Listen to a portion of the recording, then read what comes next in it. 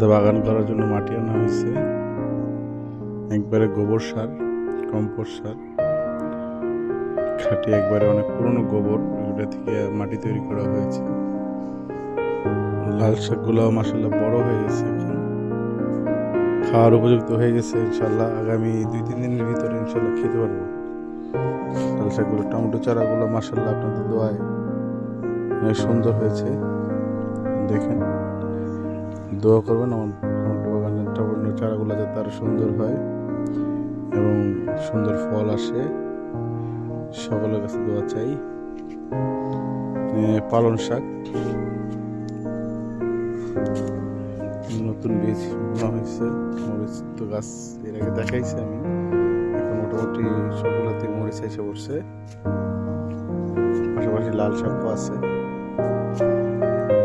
এই যে মরিচ গাছ বড় হয়ে গেছে আলহামদুলিল্লাহ, ভালো বড়। এই যে আমার সেই অ্যাকোরিয়াম, আসলে এটা বারবার দেখানোর কারণ হচ্ছে এখানে আসলে আমার আলাদা একটা প্রশান্তি লাগে। এটার দিকে যখন তাকাই বা যখন দেখি মাছগুলো খেলাধুলা করে, খুব ভালো লাগে, আসলে অনেক ভালো লাগে। যে মাছগুলো দৌড়াদৌড়ি করতেছে, নতুন চারা করছি অলরেডি, লাউ চারা হয়ে গেছে, অন্যান্য চারা মোটামুটি হওয়ার পথে, সবগুলাতে চারা লাগানো হয়েছে।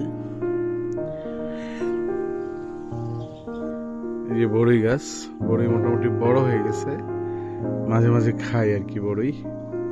উপরের গুলা দেখেন একবারে পুরো একদম মাশাআল্লাহ ফাঁকার মতো হয়ে গেছে।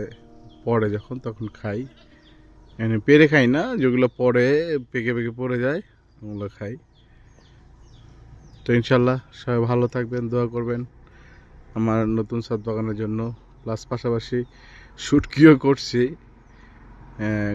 মানে আপনার বিলের টাকি মাছ এনে এগুলা দিয়ে শুটকি করছি।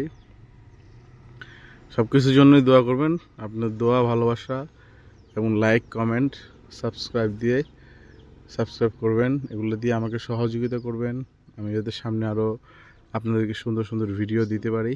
দোয়া করবেন সকলে, সবাই ভালো থাকেন। আসসালামু আলাইকুম ওয়া রাহমাতুল্লাহি ওয়া বারাকাতুহু।